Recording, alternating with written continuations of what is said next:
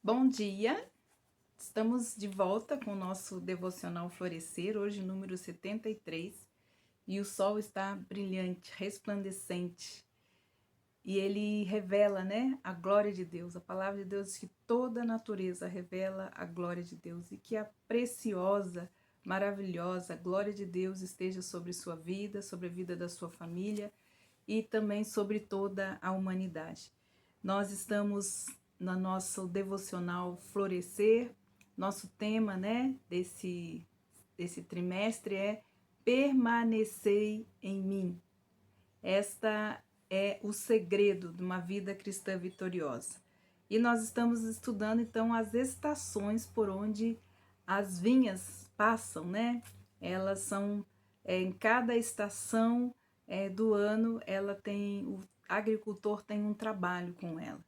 E hoje nós vamos começar então falando sobre o verão. Ontem nós estivemos falando sobre a primavera na vinha e qual a obra que o agricultor faz na primavera. Mas agora nós estamos falando sobre o verão. E o verão para a vinha é uma estação da perseverança, a estação da perseverança. Provérbios 24, 30 e 34 tem um alerta muito precioso, que a falta de perseverança, a preguiça, a procrastinação são ervas daninhas que impedem a frutificação na vida da vinha. Isso também serve para nós na vida de uma pessoa. Então, a falta de perseverança, a preguiça, a procrastinação são raposinhas, né? Que elas acabam impedindo a frutificação na vinha e também na nossa vida. Então vamos ler. Provérbios 24, 30 e 34 diz assim: Passei pelo campo do preguiçoso, e junto à vinha do homem, falto do entendimento, e eis que toda ela estava cheio de cardos, de ervas, e a sua superfície coberta de ortigas. Sua parede de pedra estava derribada, ou o muro de proteção. O que tendo eu visto, a considerei, e vendo, recebi então uma instrução. Um pouco de sono, adormecendo um pouco, encruzando as mãos, o outro pouco para estar deitado. Assim sobrevirá a tua pobreza como um ladrão, e a tua necessidade como um homem armado. O verão é para a vinha a estação da perseverança e o tempo para amadurecer. Este personagem não cuidou da sua vinha. E no final, qual foi então a resposta pela falta de cuidado, por causa da preguiça? Então, aqui diz que assim sobrevirá a tua pobreza como um ladrão e a tua necessidade como um homem armado. O verão, ele tende a chegar de modo muitas vezes traiçoeiro. As outras estações anunciam a sua própria chegada. Nós vemos as folhas verdes frescas na primavera, folhas vermelhas e laranja no outono e o início da geada no inverno.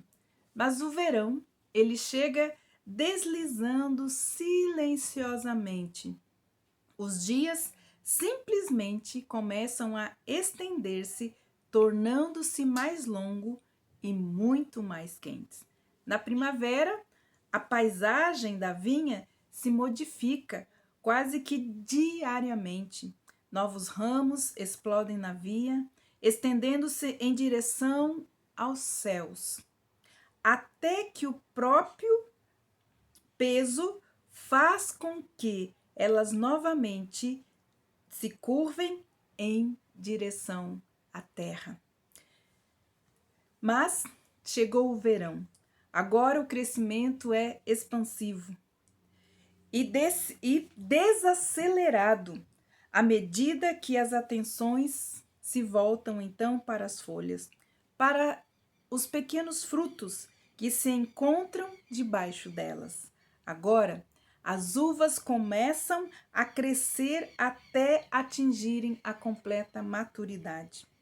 Maturidade é igualmente importante, porque estes são dias nos quais devemos perseverar. Perseverar é o intervalo entre a promessa e a colheita. A perseverança é um intervalo entre a promessa e a colheita. Gálatas 6:9 nos diz assim: e não nos cansemos de fazer o bem, porque a seu tempo ceifaremos se não houvermos desfalecido. E Tiago, capítulo 1, versículo 3, nos diz assim: porquanto sabeis que a prova da vossa fé produz ainda mais perseverança, e a perseverança deve ter plena ação, a fim de que sejais aperfeiçoados ou amadurecidos e completos, sem que vos falte virtude alguma.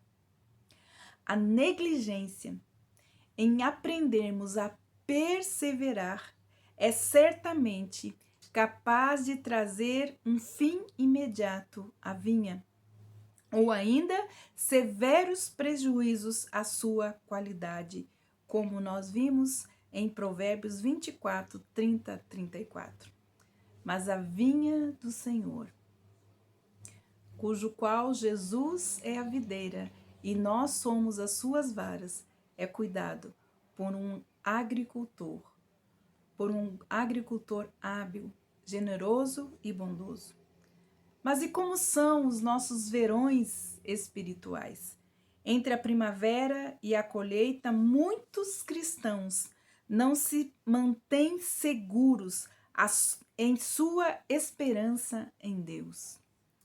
Quando as coisas esquentam, quando as coisas parecem que saem do nosso controle, quando sentimos agonia, aflição e nós deixamos de perseverar, então nós temos muitas vezes vendo murchar a esperança de que as promessas que Deus nos fez, elas não se cumpram. Porque o cumprimento muitas vezes ainda não chegou em nossas mãos, o cumprimento das promessas de Deus. Muitas pessoas desistem, pensando que uma promessa tardia é uma promessa negada. Uma promessa tardia não é símbolo de uma promessa negada. Porém, o lavrador não vê o verão como um atraso. Na verdade, ele enxerga como parte do processo que traz a promessa da primavera abundante da sua colheita. Os seus olhos continuam firmemente fixados na formação dos frutos. O verão não é o fim. Ele durará somente o suficiente para que os frutos amadureçam. O lavrador, ele é perseverante em esperança. Os nossos verões espirituais demandam a mesma perseverança. Não podemos pular os processos, não podemos saltar da primavera para o outono. Nós devemos suportar as provas trazidas pelos dias de verão, certos de que a perseverança nos conduzirá à maturidade e não à destruição. Temos que enfrentar os nossos verões espirituais, muitas vezes escaldantes, pois sem os seus longos e quentes dias não haveria colheita abundante. A palavra de Deus, ela tece elogios aos homens e às mulheres de Deus, cuja fé atravessou este abismo, este intervalo que está entre o tempo da promessa e a colheita.